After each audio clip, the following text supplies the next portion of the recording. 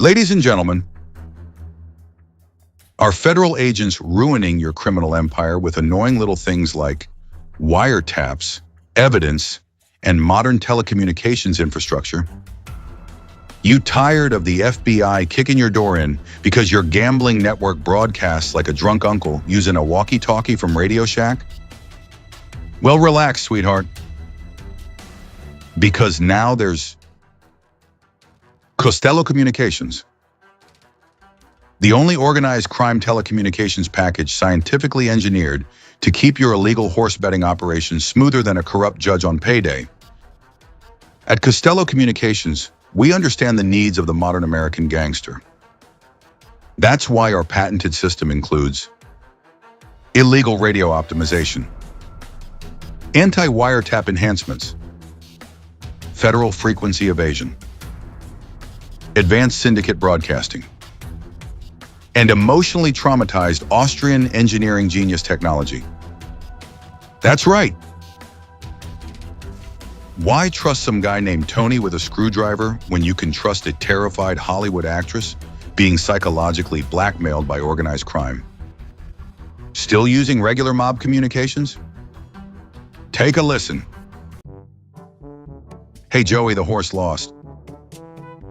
What? The horse lost. Who got shot? No, the horse. Why is the FBI here? Disgusting. Embarrassing. Frankly, you people look like amateurs. But with Costello Communications Team, race results confirmed. Federal interception avoided.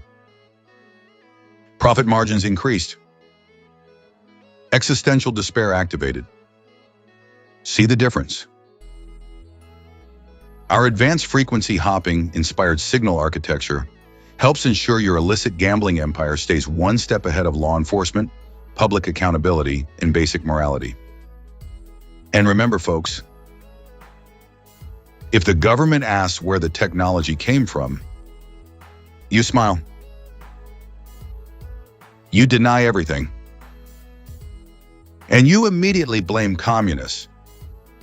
Costello Communications. Because the future of wireless corruption starts today. Warning. Costello Communications, TM, not responsible for federal indictments, congressional hearings, existential guilt, psychological collapse, destroyed reputations, collapsed marriages, stolen patents, CIA attention, newsroom investigations, mob retaliation, or sudden mysterious shoplifting charges at department stores. Offer void where prosecuted. Please gamble irresponsibly.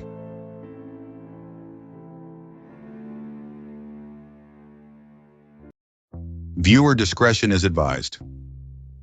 This documentary contains historical discussion, organized crime analysis, Hollywood corruption, telecommunications history, Cold War paranoia, wireless engineering, political manipulation, government incompetence, and enough psychological damage to make a 1940s MGM publicist immediately fake a heart attack. Before anybody starts hyperventilating in the comments section screaming, "You're saying the mob invented Wi-Fi?" Relax, Professor Bluetooth. Nobody is claiming Frank Costello personally installed your router. Nobody is accusing your grandma's wireless printer of being a made member of the Lucchese family. And nobody is alleging that every dropped internet signal is the ghost of J. Edgar Hoover jamming your Netflix because you watched Goodfellas too many times. This documentary is intended for commentary, historical analysis, satire, storytelling, and entertainment purposes only. Some material discussed is speculative, interpretive, dramatized, or based on historical theories surrounding organized crime influence, patent suppression, wartime politics, and media manipulation. In other words, calm down. Drink some water. Touch grass. And maybe say thank you to the traumatized Austrian engineer every time your phone connects to Wi-Fi without exploding. Anyway, roll the documentary. Pizzaverse Studios. Palermo Productions. Original documentary. Hedy Lamarr and Frank Costello. The Wireless Empire Built in the Shadows. Written by Bambi Palermo. Narrated by Vincent DiPrio. Produced by Pizzaverse Studios and Palermo Productions. Hedy Lamarr engineered the technology that secures our modern world. Frank Costello built the criminal architecture that ruled its shadows. They were the absolute extremes of cinematic glamour and organized crime. But when the United States government hijacked her wireless patents, bureaucratic paperwork was not ruthless enough to bury her legacy. To permanently erase a genius, the system required something darker. The military buried her science. The underworld buried her credibility. And according to the darker theory surrounding her life, somewhere between Hollywood, Washington, and organized crime, Hedy Lamarr became trapped inside a prison nobody could see. This is the dark theory surrounding Hedy Lamarr and Frank Costello. The girl who escaped Europe. Before the American underworld could bury her, a dying European empire had to forge her. Hedwig Eva Maria Kiesler was born on November 9, 1914, in Vienna, Austria. She was raised in privilege, surrounded by intellectual rigor and high culture. Her father explained the mechanics of streetcars and printing presses during walks through the city. She possessed an analytical mind. She understood how systems worked. But the world only saw her physical appearance. By her late teens, she was already a film star in Europe. The notoriety brought her to the attention of Fritz Mandl.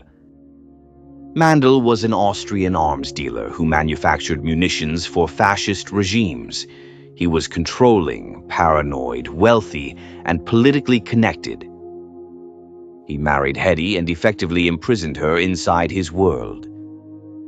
She sat at dinner tables surrounded by men who would soon help tear Europe apart.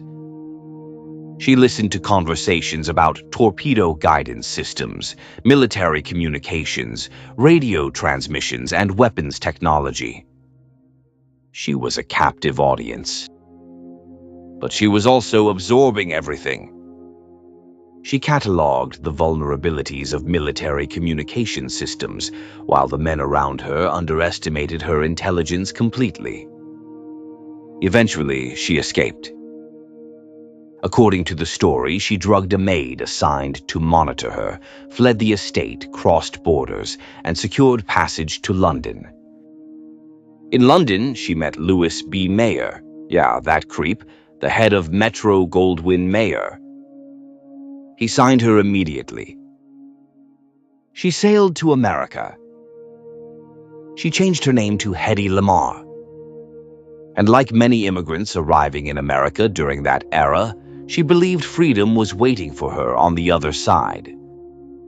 She misunderstood the nature of the system she had entered. The devil's bargain. Hedy Lamarr's personal life became increasingly chaotic. The pressure of Hollywood fractured relationships and triggered public scandals. Eventually, she faced a highly publicized divorce that threatened to destroy her career completely. In Golden Age Hollywood, scandal was fatal. Studios enforced strict morality clauses. A damaged reputation could mean canceled contracts, shelved films, and financial annihilation overnight. According to the theory surrounding these events, Frank Costello recognized an opportunity. He allegedly saw more than a movie star. He saw leverage. The theory claims Costello quietly intervened through his political and judicial connections. Lawyers withdrew unexpectedly. Witnesses disappeared. Documents vanished. Judges changed. The divorce collapsed quietly before it could destroy her publicly. Hedy believed she survived through luck. Then came the message. A representative allegedly informed her that Mr. Costello admired her work and had simply helped ensure fairness. No threats. No violence. Only politeness. That was the real trap. Because once somebody in that world saves your life, the debt never ends. It was a Faustian bargain. And according to the theory, Hedy Lamarr had just signed it. The engineer in the penthouse. By day, Hedy Lamarr was one of the most famous actresses in the world. By night, she became something entirely different. An engineer working under invisible surveillance. She returned home after filming, removed the makeup, changed clothes, and sat for hours at drafting tables covered in equations and radio schematics. She reverse-engineered communication systems, studied vacuum tubes, drafted aviation concepts, experimented constantly. Howard Hughes reportedly viewed her as a brilliant eccentric. But according to the theory, the syndicate viewed her as something more valuable. An asset. Handlers allegedly searched her penthouse while she was away filming. They found radio components, drafts, equations, technical designs. Most mob bosses would have ignored it. Costello allegedly did not, because his empire depended on communications. The National Racing Wire was essentially an illicit telecommunications network operating nationwide. Federal authorities were improving wiretap capabilities. Signals were being jammed. Broadcasts intercepted. Costello allegedly needed an advantage. So, according to the theory, Hedy Lamarr became an unwilling engineer for organized crime. A meeting was arranged. She allegedly entered a private room expecting studio business and instead found syndicate representatives demanding solutions for transmission interference. She resisted. The response was simple. Remember the divorce. Remember the favors. Remember the debt. That was how the prison worked. No bars. No chains. Only leverage. From that moment forward, according to the theory, Hedy Lamarr lived a double life. Movie star by daylight. Communications engineer by darkness. You ever wake up in a strange land? Colors too bright, smiles too wide, everybody singing, nobody sleeping. Yeah, welcome to Oz, sweetheart. Where the road is yellow, the rules are invisible, and the system? Oh, the system runs like clockwork. Follow the yellow brick road, straight to the MGM Wellness Kit. That's right. Why deal with exhaustion, hunger, or inconvenient human limits when you could just adjust the settings? Inside every kit, ruby red uppers, so you can dance all day, hit your mark, and smile like nothing inside you's cracking. Emerald City sleepers, because when the lights go out, you don't rest, you shut down. Scarecrow strong coffee, no brain? No problem, we'll keep you moving anyway. Tin Man Slim Stick suppress appetite, suppress emotion, keep that figure exactly where the studio wants it. And for those emotional moments, we got you covered. Introducing There's No Place Like Control Conditioning Program. Just tap your heels 3 times and repeat after us. I'm fine. I'm grateful. I'll do another take. See? You're already feeling better. And don't worry about supervision. Our friendly Oz-approved handlers are always nearby, watching, guiding, making sure you stay right on script. Side effects may include trembling hands, sleepless nights, forgetting who you were before all this, and a lifelong inability to stop performing, even when nobody's watching. But hey, somewhere over the rainbow, there's always another paycheck. So don't wait. Step into the fantasy, stay on the road, take the pills. Because here in Oz, you don't need a heart, you don't need a brain, you don't even need courage. You just need to be useful. MGM Wellness Kit. We don't fix the problem, we keep the show going. Pizzaverse Studios.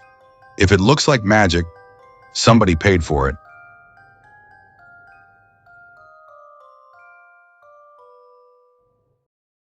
Frequency hopping. The psychological toll on Hedy Lamarr became devastating. She watched newsreels of Nazi submarines attacking Allied ships. She understood radio guidance systems. She understood signal jamming. And she wanted to build technology capable of defeating fascist military systems.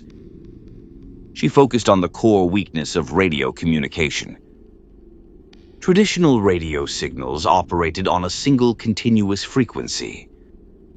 If an enemy discovered that frequency, they could intercept or jam the transmission easily. Hedy proposed something revolutionary. If both the transmitter and receiver changed frequencies simultaneously in a synchronized pattern, the signal would become nearly impossible to jam. The transmission would appear like random noise to outside listeners. She called the concept frequency hopping.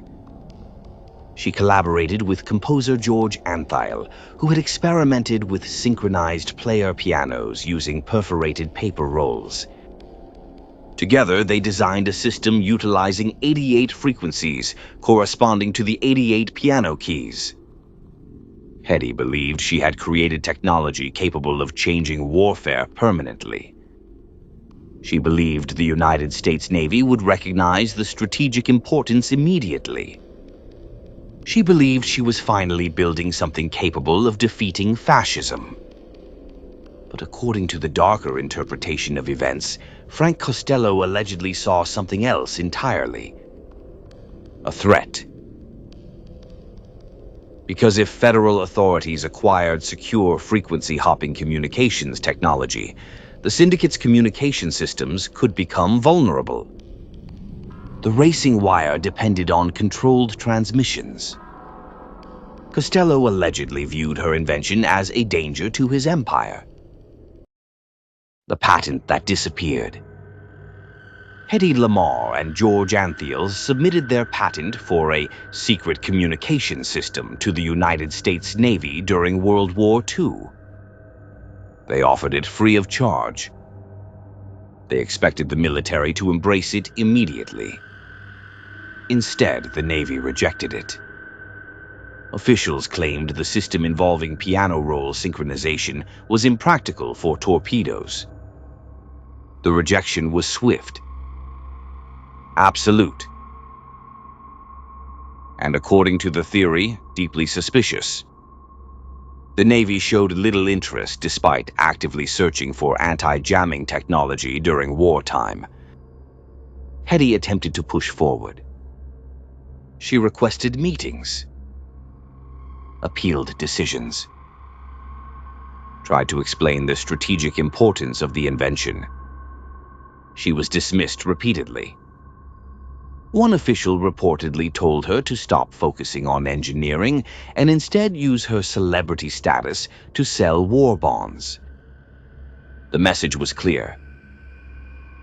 Smile for the cameras. Leave the science to somebody else.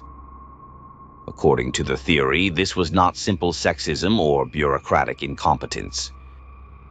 It was suppression. The patent was classified and buried. Hedy could not commercialize it, could not develop it independently, could not profit from it. And according to the theory, Frank Costello allegedly used political influence to ensure the technology remained locked away where it could not threaten the syndicate's communication monopoly. The invention vanished into government archives, and Hedy Lamarr returned home believing her greatest achievement had been stolen from her. The Silent War. Hedy Lamarr returned to the penthouse believing the trap had finally snapped shut. The government she tried to help had rejected her. The military buried her invention. And according to the darker interpretation of events, the syndicate she tried to escape had outmaneuvered her again. The war outside was raging across Europe and the Atlantic Ocean. But inside Los Angeles, another war was unfolding quietly behind penthouse doors, studio contracts, phone calls, and radio frequencies. A silent war. One fought without headlines. One fought through surveillance, leverage, fear, and control. By the mid-1940s, Hedy Lamarr allegedly found herself trapped between two systems of power that operated differently, but wanted the exact same thing: control over communication. The United States military wanted technological superiority against enemy nations. The syndicate wanted superiority against federal surveillance. And according to the theory, Hedy Lamarr sat directly in the middle of both worlds. During the day, Hollywood continued manufacturing illusions. Studio executives still pushed glamorous publicity photographs into magazines across the country. Theaters still projected her image 20 feet high onto silver screens. Audiences saw elegance, beauty, luxury. But according to the theory, the reality behind the image had become psychological imprisonment. Hedy allegedly understood that her penthouse was no longer private. The phones were potentially monitored. The doormen could have been informants. The staff could have been reporting movements. Every meeting, every visitor, every phone call, every piece of paper. Nothing truly belonged to her anymore. And that realization slowly began destroying her psychologically. Isolation became routine. She withdrew from Hollywood society almost entirely. The parties, the premieres, the celebrity culture. It all became meaningless noise surrounding a woman whose mind was collapsing under invisible pressure. But despite the paranoia, despite the fear, despite the constant surveillance, the analytical part of her brain never stopped working. That was the tragedy of Hedy Lamarr. Even while allegedly trapped inside systems designed to control her, she continued thinking like an engineer. She continued analyzing systems, patterns, weaknesses, communication structures, radio interference, transmission vulnerabilities. And according to the theory, the syndicate allegedly continued exploiting that brilliance quietly behind the scenes. The National Racing Wire remained one of the most valuable gambling operations in the country. The wire transmitted race results nationwide at incredible speed. Millions of dollars moved through the system constantly. But federal pressure was increasing. Law enforcement agencies were becoming more technologically sophisticated. Wiretaps improved. Broadcast interference improved. Signal tracing improved. The government was adapting. And according to the theory, Frank Costello allegedly understood that maintaining communication superiority was becoming a matter of survival. Hedy allegedly became part of that hidden war. At night, after filming ended, she reportedly sat inside her penthouse reviewing communication schematics tied to illicit transmission systems. She allegedly analyzed bandwidth limitations, signal interference, broadcast timing, transmission efficiency. The notes were allegedly passed quietly through intermediaries, doormen, couriers, technicians.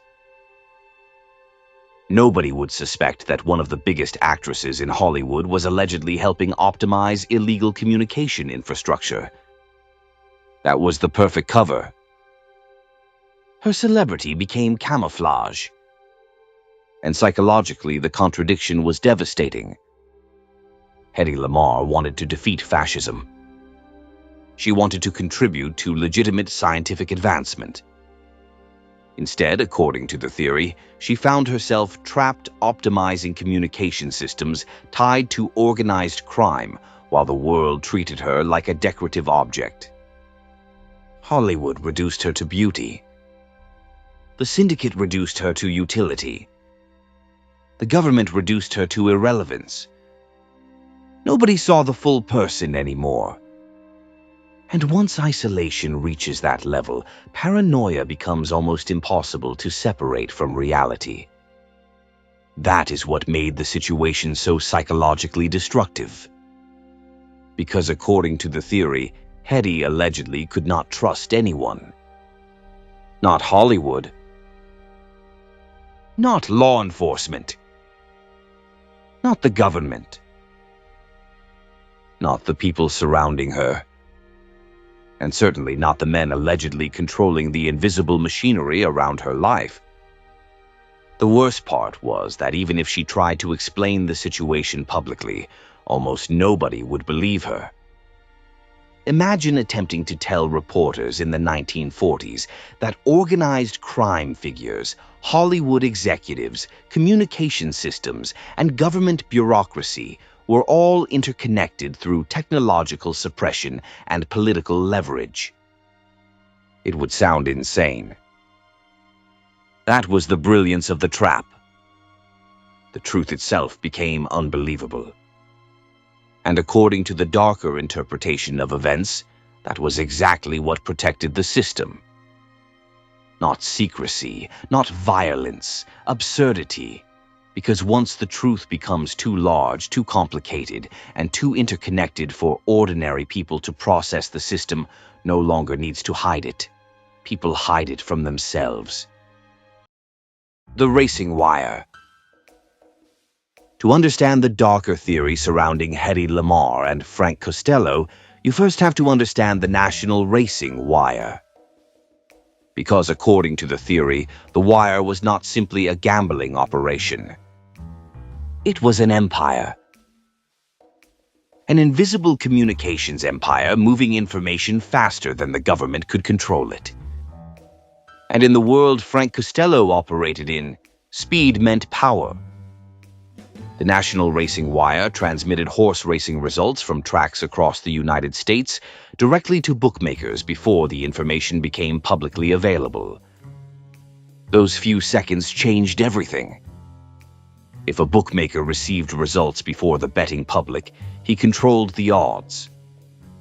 He controlled payouts. He controlled the money. Millions of dollars flowed through the wire constantly. Untaxed. Unregulated. Invisible. And according to federal investigators during the era, the racing wire became one of the most profitable communication systems ever built by organized crime. But the system had vulnerabilities. The entire operation depended on secure communications. Telephone lines. Radio transmissions. relay stations, transmission timing, broadcast coordination. And every year, federal authorities became better at intercepting them. By the 1940s, the Federal Bureau of Investigation had begun expanding its technical surveillance capabilities aggressively. Wiretaps improved. Radio interception improved. Signal tracing improved. Law enforcement agencies started understanding that modern organized crime no longer operated purely through violence.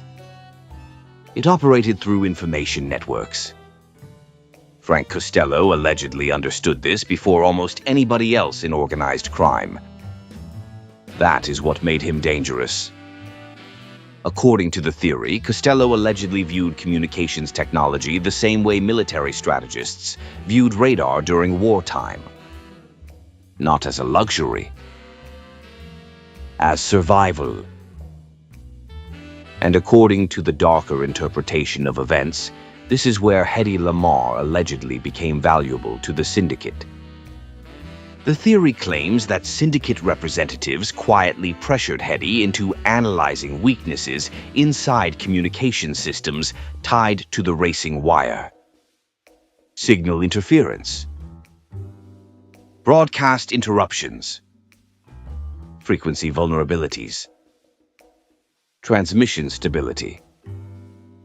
At night, after filming ended, Hedy allegedly sat in her penthouse reviewing radio schematics tied to illicit transmission systems operating nationwide. The image itself sounds surreal.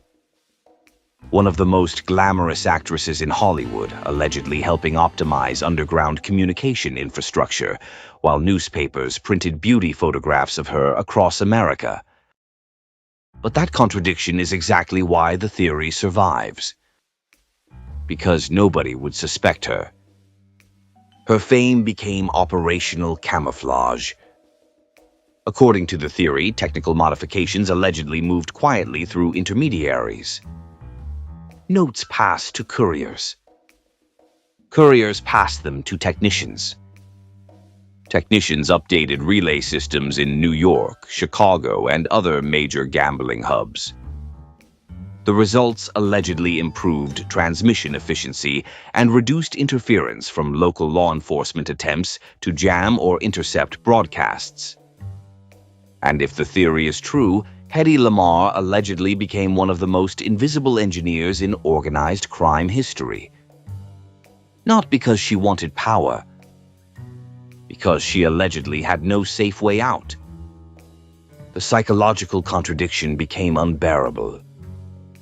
Hedy reportedly watched newsreels showing Allied soldiers dying overseas, while she allegedly helped optimize communication systems tied to illegal gambling operations back home. According to the theory, she felt trapped between patriotism and survival, between scientific ambition and coercion, between public glamour and private imprisonment. And the worst part was that nobody around her fully understood what she actually was. Hollywood executives viewed her as a marketable star. The press viewed her as beauty. The public viewed her as fantasy. But according to the theory, hidden behind the image was an analytical mind operating inside an invisible war over communications technology. And that war was becoming increasingly dangerous. Because federal pressure on the racing wire kept escalating. Investigators started identifying transmission hubs. Technicians were arrested. Communication lines were disrupted. The government slowly realized that organized crime had evolved into something far more sophisticated than street gangs and neighborhood bookmakers. It had become a national infrastructure, a shadow network. And according to the theory, Frank Costello allegedly feared that if federal authorities gained true anti-jamming communication technology, the racing wire could collapse completely. That fear allegedly changed everything surrounding Hedy Lamarr's invention. Because, according to the darker interpretation of events, frequency hopping was no longer just a military breakthrough. It was a threat to organized crime itself. And once that happened, the silent war surrounding Hedy Lamarr allegedly became far more dangerous than she ever realized. The shoplifting trap. According to the darker interpretation of Hedy Lamarr's life, the destruction of her credibility was not accidental. It was engineered. Because by the late 1940s and early 1950s, Hedy Lamarr allegedly represented a dangerous loose end. She possessed technical knowledge connected to advanced communication systems. She allegedly understood too much about the intersection between organized crime, Hollywood influence, and buried wireless technology. And according to the theory, Frank Costello allegedly understood something extremely important. A dead witness can create questions. A discredited witness creates silence. So instead of violence, the theory claims the system allegedly used humiliation. Public humiliation. The perfect weapon against somebody already psychologically isolated. By this point in her life, Hedy's career had already begun declining. Hollywood was changing. Television threatened the studio system. Older contract stars were quietly pushed aside. The industry that once worshipped glamour suddenly treated aging actresses like expired products sitting on a warehouse shelf. Hedy reportedly became increasingly isolated. She withdrew from public life, struggled with anxiety, insomnia, paranoia. And according to the theory, syndicate-connected medical professionals allegedly helped keep her chemically dependent through heavy amphetamines and barbiturates. Not treatment. Pacification. The drugs blurred her judgment, clouded her focus, destroyed her emotional stability. And according to the theory, that instability allegedly made the next phase possible. The trap. The theory claims that Hedy Lamarr was deliberately maneuvered into a public scandal designed to permanently destroy her credibility. The target was a high-end department store in Los Angeles. Store personnel, allegedly connected to syndicate payoffs, monitored the situation carefully. Hedy entered the store while heavily medicated and psychologically exhausted. According to the theory, confusion was deliberately engineered around the shopping process. Items allegedly appeared in her bags under suspicious circumstances. Security watched every movement. And the moment she attempted to leave the store, the operation allegedly activated. Now here's where the theory gets darker. Normally, when wealthy celebrities are caught in embarrassing situations, everything happens quietly. A manager closes the door. A lawyer makes a phone call. Money changes hands. The story disappears. That is how Hollywood protected valuable stars. But according to the theory, Hedy Lamarr received the exact opposite treatment. The arrest became a spectacle. Police arrived immediately. Photographers were allegedly tipped off before patrol cars even reached the location. The media descended instantly. The images became infamous. Gone was the glamorous Hollywood goddess. In her place stood a confused, exhausted, emotionally shattered woman being photographed like a criminal. The newspapers devoured the story. The headlines mocked her relentlessly. They framed her as unstable, pathetic, a washed-up actress unable to cope with fading fame. And according to the theory, that public narrative was exactly the objective. Not prison. discrediting. Because once somebody is publicly labeled unstable, irrational, or delusional, it becomes almost impossible for them to expose larger systems of corruption successfully. That is how reputations are weaponized. And according to the darker interpretation of events, that was the true purpose of the scandal. Destroy the witness. Not physically, socially, psychologically, historically. Hedy reportedly insisted she was being manipulated, framed, set up. But almost nobody believed her. Why would they? To the outside world, she looked exactly like what the newspapers described. An aging Hollywood actress unraveling publicly. That was the genius of the alleged operation. The truth became indistinguishable from paranoia. And according to the theory, Frank Costello allegedly understood that dynamic perfectly. Because once the public stops trusting somebody, their knowledge dies with them. The court case itself eventually faded. But the damage never disappeared. The mugshot remained. The headlines remained. The humiliation remained. And according to the theory, from that moment forward, Hedy Lamarr's credibility as an intellectual figure was permanently shattered in the eyes of the public. Which meant that even if she later attempted to explain what allegedly happened surrounding the patent, the syndicate, the communication systems, and the suppression, almost nobody would listen. The trap had worked perfectly. And according to the darker interpretation of events, the silent war against Hedy Lamarr had entered its final phase. The Cold War theft. When World War II ended, the global battlefield changed. The Nazis were defeated. Europe was shattered. And the United States emerged as the dominant military and industrial power on Earth.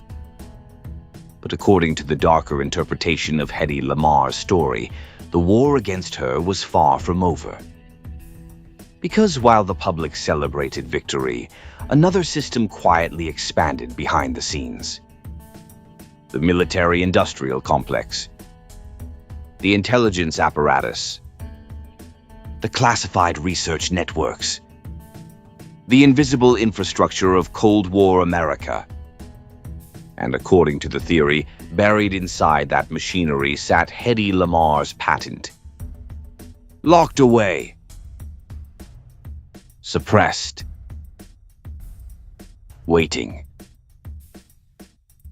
The official story claims the Navy simply rejected her invention because the technology was impractical during the 1940s. But critics of that explanation point to something extremely suspicious. The military eventually adopted the exact same core concept decades later. Frequency hopping. Spread spectrum communications. Secure synchronized transmission systems. The technology allegedly considered impractical suddenly became essential once electronics advanced enough to modernize it.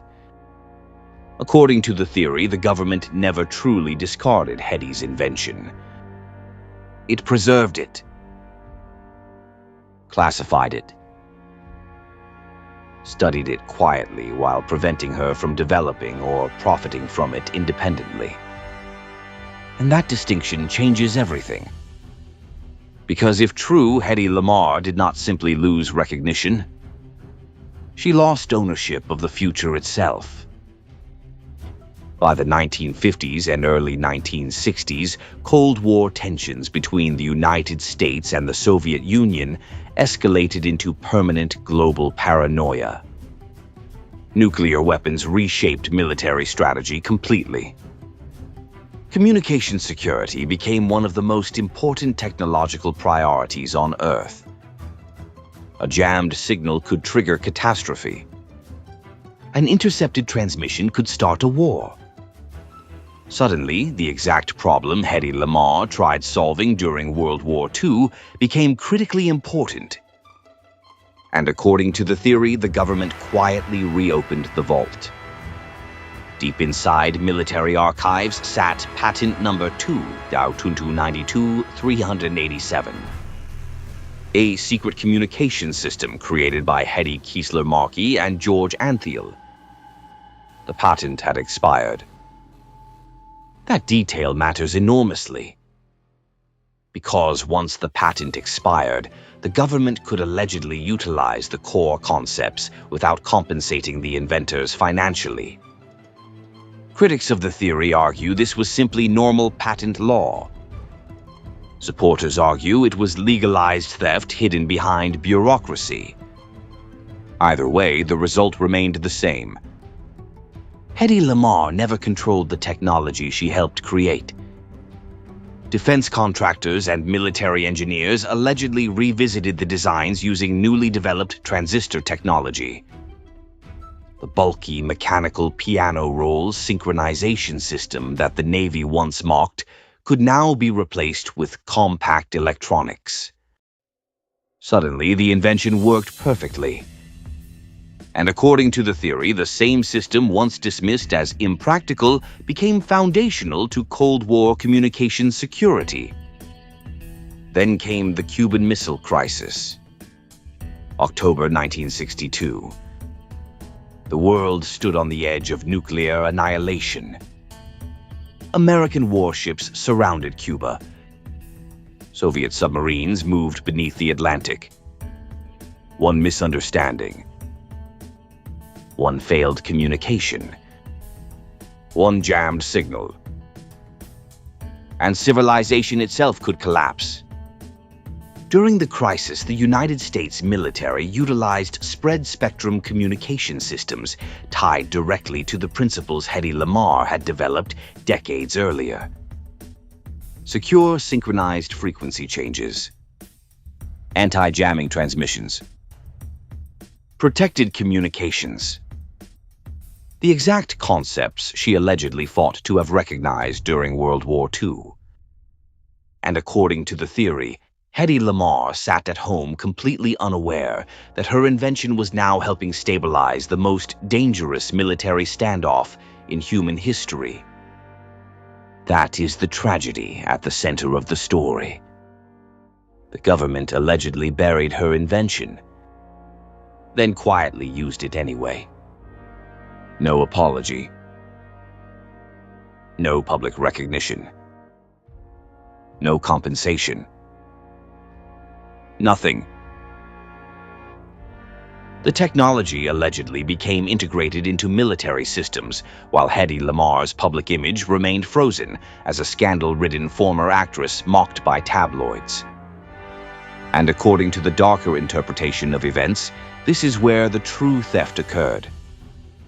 Not simply intellectual theft. Historical theft.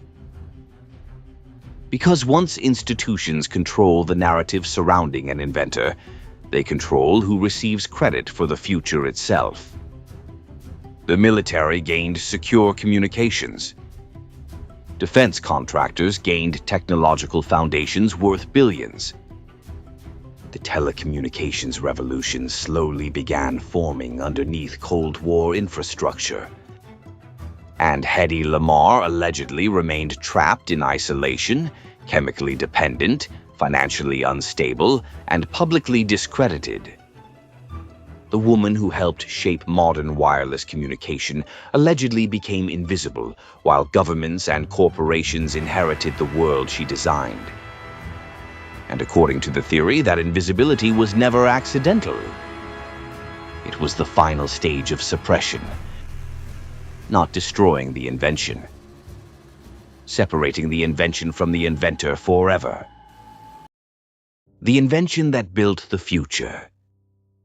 By the 1980s, the world began changing faster than most people could comprehend. The Cold War was evolving. Computers were shrinking. Telecommunications companies were expanding aggressively. Military research was slowly bleeding into civilian technology. And according to the darker interpretation of Hedy Lamarr's story, the invention buried decades earlier was finally escaping the vault. The Pentagon gradually declassified portions of spread-spectrum communication technology. At the same time, the Federal Communications Commission opened specific radio bands for civilian commercial use. It looked like ordinary bureaucratic policy. But in reality, it helped trigger one of the largest technological revolutions in human history. Because once frequency-hopping concepts entered civilian engineering infrastructure, everything changed.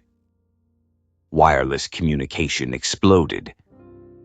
Engineers revisited the same principles Hedy Lamarr and George Antheil developed during World War II.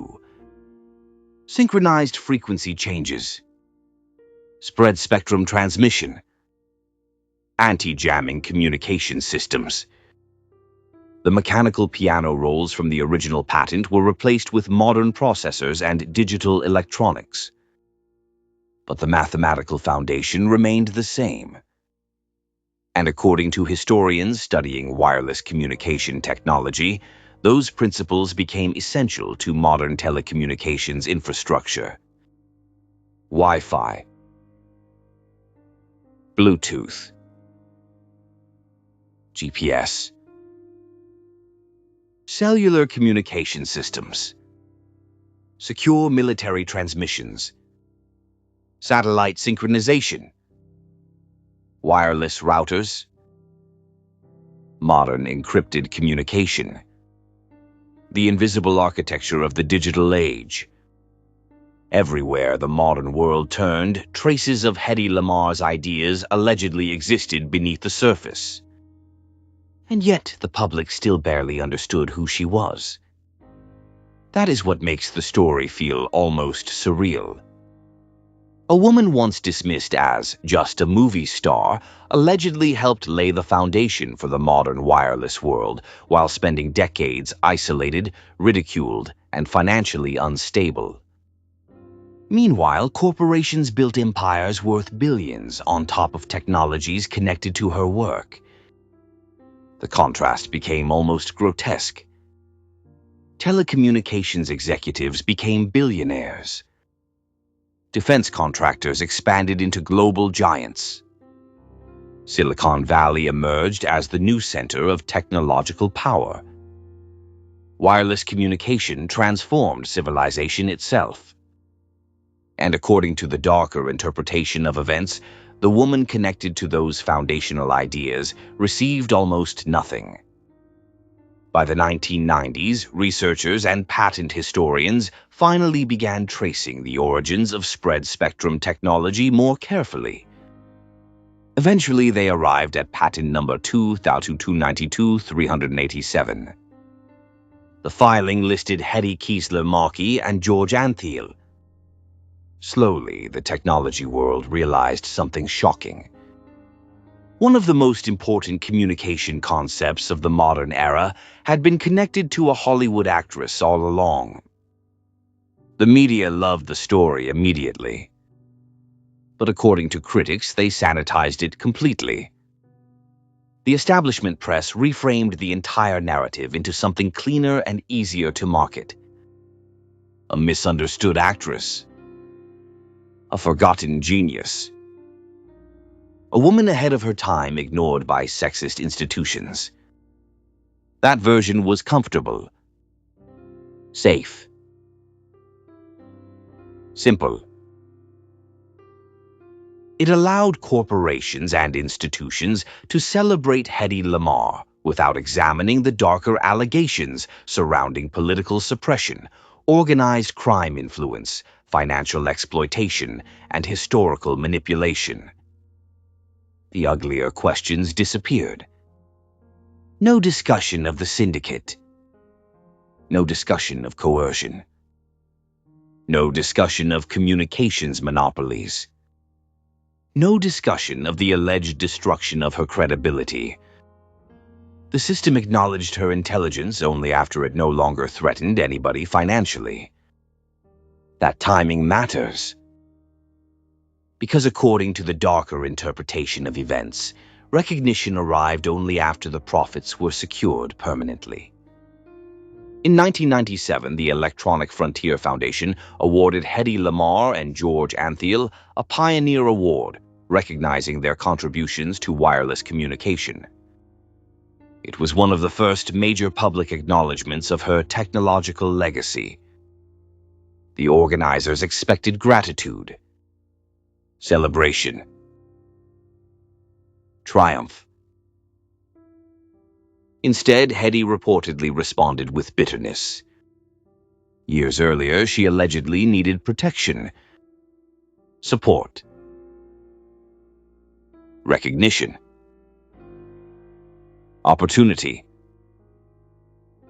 Now, after corporations and governments had already inherited the future built from her ideas, they offered her a plaque, a ceremony, a headline. Too late. According to reports, her response to the recognition was cold and direct. It's about time. That sentence carries enormous weight, because buried inside those 4 words sits an entire lifetime of frustration. A woman allegedly dismissed, isolated, exploited, mocked, chemically subdued, publicly humiliated, and historically erased, watching the world suddenly rediscover her value after it had already extracted everything useful from her. And according to the darker interpretation of the story, that was never justice. It was damage control. Because by the late 20th century, the truth had become impossible to suppress completely. Wireless communication surrounded the planet. The invention survived, even if the inventor herself had been buried beneath decades of silence. And according to the theory, that silence may have been the real product all along. The tapes in the dark. By the end of her life, Hedy Lamarr had largely disappeared from public view. The glamour was gone. The premieres were gone. The studio system that once projected her face across giant movie screens had moved on to younger stars, newer scandals, and fresher illusions. But according to the darker interpretation of her story, Hedy herself never truly forgot what happened. She simply stopped believing anyone would listen. The isolation became total. She lived quietly, mostly removed from the public eye, communicating with the outside world almost entirely through telephone conversations. There is something brutally ironic about that image. The woman connected to the foundations of modern wireless communication, reduced to isolated phone calls inside dark rooms while the world moved into the digital age around her. And according to the theory, somewhere during those final years, Hedy allegedly made one final decision. If the world refused to hear her publicly, she would leave a record anyway. According to rumors that later circulated among researchers and investigative circles, Hedy allegedly spent years recording audio tapes documenting her life, experiences, and understanding of what happened surrounding her invention. Not polished interviews, not sanitized, studio-approved memoirs, raw recordings, hours of testimony, technical explanations, personal recollections, names, dates, systems, connections. According to the theory, the tapes allegedly detailed everything. The meetings, the pressure, the manipulation, the destruction of her credibility, the suppression of the patent, The communication systems, the invisible machinery surrounding her life. And if the theory is true, the tapes allegedly represented something extraordinarily dangerous. A direct first-person account connecting organized crime influence, government secrecy, telecommunications infrastructure, and the suppression of one of the most important technological concepts of the 20th century. That kind of material would not simply rewrite Hollywood history. It would rewrite the history of modern communication itself. And according to the darker interpretation of events, that is exactly why the tapes allegedly never surfaced publicly in full. Because by the time Hedy Lamarr entered old age, the systems surrounding her story had evolved. The old mafia structure changed. The wire services disappeared. The old political machines faded. But according to the theory, the underlying power structures survived by becoming corporate. Legal. Institutional. The gambling money became investment capital. The shadow networks became boardrooms and law firms. The communication monopolies became telecommunications giants. And the technology connected to Hedy Lamarr's ideas became worth trillions of dollars globally. That changes the stakes completely. Because once technology becomes foundational to the modern economy, controlling its historical narrative becomes extremely valuable. According to the theory, fully validating Hedy Lamarr's darker allegations would create enormous consequences. Questions about suppression. Questions about ownership. Questions about coercion. Questions about who profited from the invention versus who created it. And according to supporters of the theory, those are exactly the kinds of questions powerful institutions prefer, buried forever. Hedy Lamarr died on January 19, 2000. She was 85 years old. Publicly, the media largely framed her death as the passing of a glamorous old Hollywood icon who had also happened to invent important wireless concepts. A tragic, forgotten genius finally rediscovered late in life. Clean. Simple. Marketable. But according to the darker interpretation of her story, the real tragedy was far more disturbing. Because the theory argues that Hedy Lamarr was never truly allowed to own her own legacy. Not during her life. And possibly not after her death either. According to the theory, the tapes allegedly remain hidden, restricted, lost, sealed, suppressed, or locked away inside private collections, estates, vaults, legal archives, or institutional hands. Maybe they exist. Maybe they do not. Maybe portions survived. Maybe portions vanished. That uncertainty became part of the mythology itself. But regardless of whether every allegation surrounding the tapes is true, one reality remains undeniable. Hedy Lamarr helped shape the technological foundation of the modern wireless world. And for decades, history reduced her to a face instead of a mind. That is the part nobody can erase anymore. Every secure wireless transmission, every Bluetooth connection, every GPS synchronization, every Wi-Fi signal moving invisibly through the air carries traces of ideas connected to Hedy Lamarr's work. The modern world runs partially on concepts she helped imagine. And according to the darker interpretation of events, that reality becomes the ultimate irony of the story. Because if the theory is true, the systems that allegedly buried her legacy ultimately failed completely. The invention escaped. The technology survived.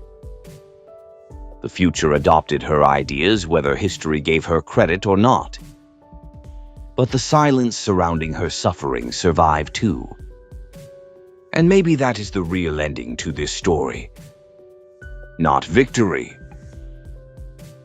Not justice. Not revenge. Just a woman whose ideas changed the planet while the systems around her spent decades trying to separate her name from what she created. The wireless world survived. The truth became fragmented, and somewhere between the two, Hedy Lamarr became a ghost, living permanently inside the signals surrounding modern civilization. My thoughts.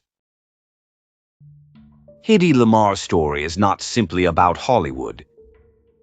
It is not simply about organized crime. And it is not simply about technology. It is a story about power.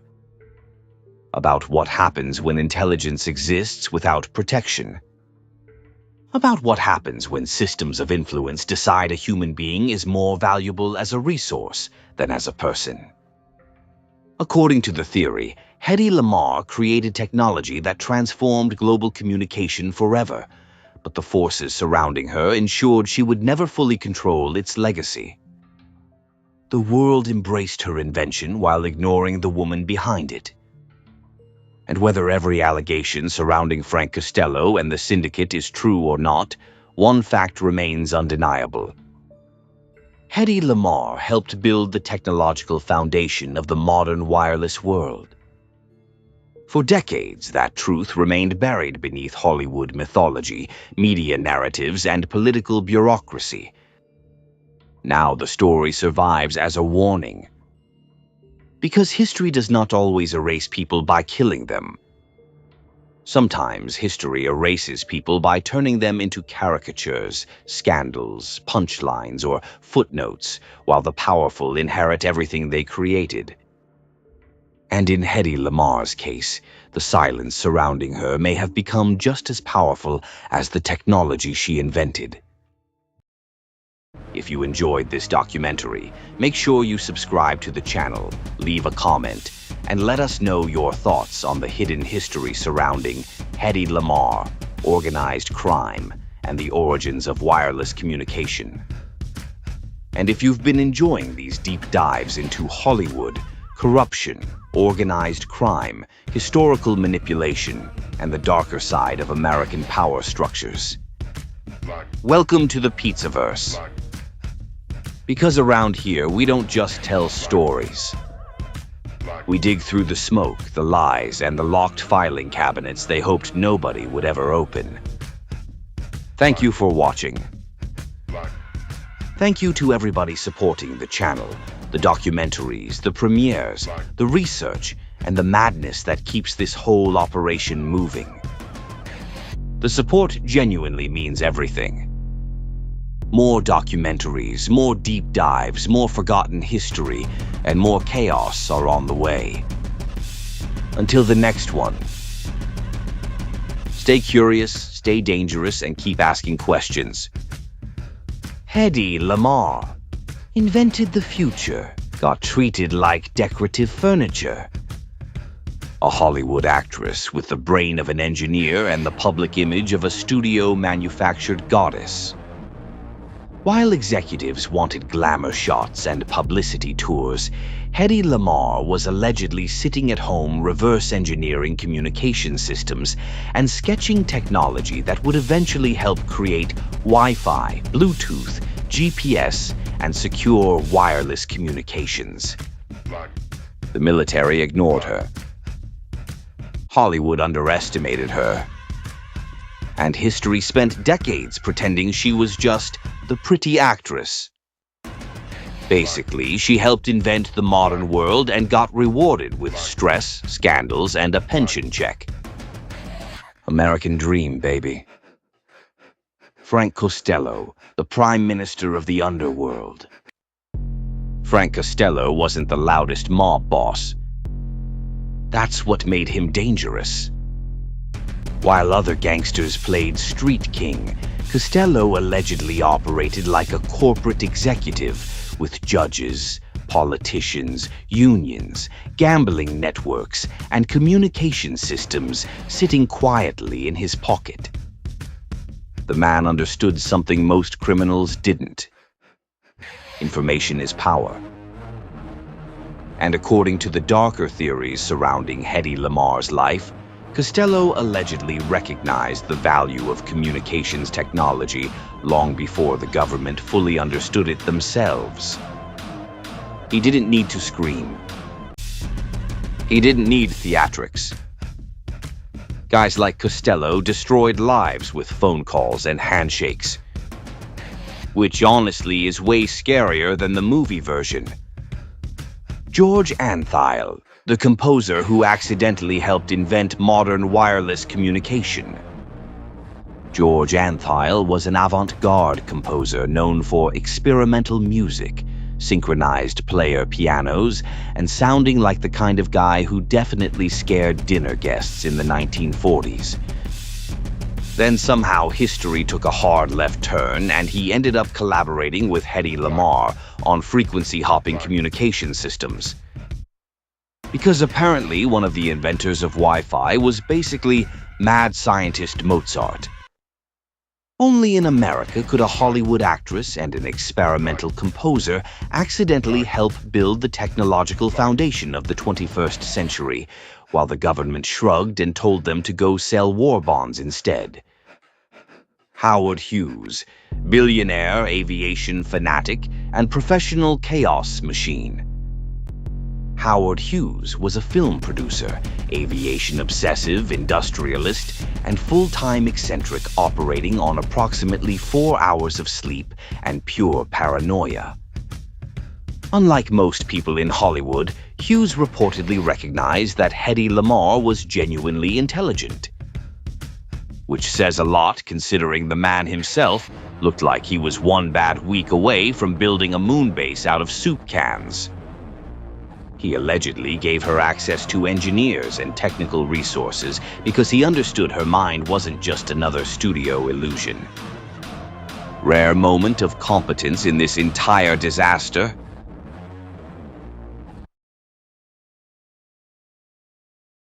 In a world filled with internet drama, live stream warfare, and emotionally unstable people arguing about absolutely nothing until 4 in the morning, one man chose a different path. Faith.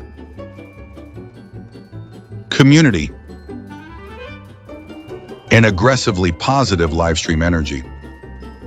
That's why introducing Father Edwin's Holy Espresso, the first coffee blessed specifically for live stream communities, exhausted Catholics, replay gang sinners, and internet survivors trying not to lose faith in humanity. Tired of internet creators screaming like raccoons fighting behind a dumpster? Sick of hearing "they're all against me" from a guy who just got timed out in chat for posting conspiracy theories in all caps? Then you need Father Edwin's Holy Espresso. Now with extra forgiveness, reduced internet rage, saint-level patience, and enough caffeine to survive live stream chats without committing mortal sins. Available flavors: Sunday Mass Mocha, tastes like peace, forgiveness, and old Italian ladies judging everybody silently from the third pew. Confession Caramel, perfect for people who typed "you're a fraud" in a live stream chat and immediately felt bad about it afterward. Purgatory Dark Roast. Warning: may cause emotional healing, random Bible quotes, excessive kindness, and uncontrollable urges to type "God bless everybody" in chat tonight. Side effects may include forgiving internet enemies, calling live stream chat family, praying for the algorithm, crossing yourself before reading YouTube comments, and accidentally becoming the nicest person online. Do not consume if addicted to internet beef, spiritually allergic to positivity, or currently running 3 anonymous drama accounts simultaneously. Father Edwin's Holy Espresso. Because sometimes the internet needs less demons and a little more Sunday morning energy.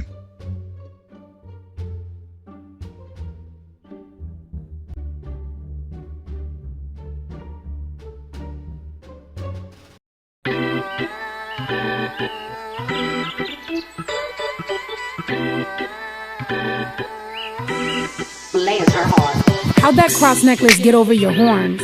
You know the saying, I bet you be sweating like a whore in church, spending too much time, try to hide behind the Bible. Get in front of it, find out that Jesus was a foreigner. Virgin Mary, you would've deported her. Not before your husband found out she was a minor, he'd have ordered her. Him and his buddies would've recorded her, transported her, extorted her, and then sent her to the coroner. You don't get to pray for me. You won't let your heart out of this one. I know that your hate runs deep. God is probably tired of getting name dropped by fake Christians. You don't get to pray for me. You won't let your heart out of this one. I know that your hate runs deep. God is probably tired of getting name dropped by fake Christians. I'm pretty sure that God's annoyed of racists bringing him up. Sick of you chumps showing up to take a sip of the cup. You called the Aztec savages, but the cup, isn't it blood? Isn't the stuff symbolic? Oh, it's different, huh? Introduction to blood sacrifice. He died so you can commit your crimes. Here's the hoping he come back to life. I can't wait to see the face on every single preacher's wife. All them secrets you've been keeping, tell me how you sleep at night. All them evil things you feeling, don't leave cause you be polite. Cause this even and the thieving ain't concealed as recondite. Only a few people know. And you know why they keep it tight. You don't get to pray for me. You won't let your heart out of this one. I know that your hate runs deep. God is probably tired of getting name dropped by fake Christians. You don't get to pray for me. You won't let your heart out of this one. I know that your hate runs deep. God is probably tired of getting name dropped by fake Christians. Weaponized all of it, don't know what a proverb is. Cherry picking Bible scripts, oh my God. Arrogance, lying in the Lord names ain't honoring. Pride leading the blind again, oh my God. You must be drunk off the blood of Christ. Or maybe you just back hitting the hooch again. Or back to cosplaying a hooligan. The grift, the cross to get the dollars, like what? Now you forgot where you and your hoochie been? You don't get to pray for me. You won't let your heart out of this one. I know that your hate runs deep. God is probably tired of getting name dropped by fake Christians. You don't get to pray for me. You won't let your heart out of this one. I know that your hate runs deep. God is probably tired of getting name dropped by fake Christians.